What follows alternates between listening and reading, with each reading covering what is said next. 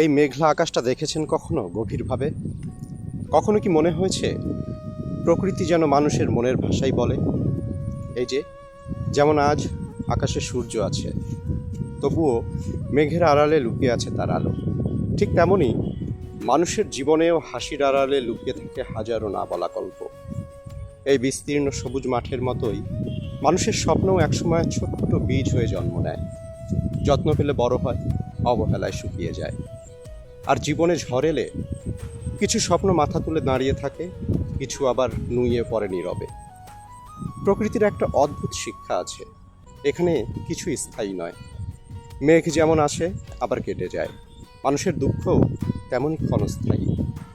আজ যে আকাশটা ভারী মনে হচ্ছে, হয়তো কালই রোদে ভরে উঠবে। তেমনি আজ যে মানুষটা কষ্টে ভেঙে পড়েছে, সময় তাকে আবার হাসতে শেখাবে। প্রকৃতি কখনোই তাড়াহুড়ো করে না।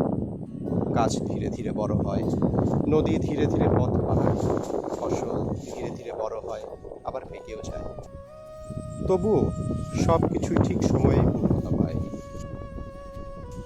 মানুষ শুধু অপেক্ষা করতে ভুলে গেছে। আমরা দ্রুত ফল চাই, দ্রুত সফলতা চাই, দ্রুত সুখ চাই। কিন্তু প্রকৃতি বারবার বলে, ধৈর্য ছাড়া কোনো সৌন্দর্যই পূর্ণ হয় না। এই মেঘলা বিকেল যেন আমাদের জীবনেরই প্রতিচ্ছবি। কখনো আলো, কখনো অন্ধকার, কখনো আশা, কখনো অনিশ্চয়তা। তবুও জীবন থেমে থাকে না, ঠিক যেমন আকাশ থেমে থাকে না মেঘের জন্য। তাই হয়তো প্রকৃতি আমাদের সবচেয়ে বড় শিক্ষক, কারণ সে শেখায় ঝড়ের পরেও আকাশ সুন্দর থাকে, আর কষ্টের পরেও মানুষ আবার বাঁচতে শেখে।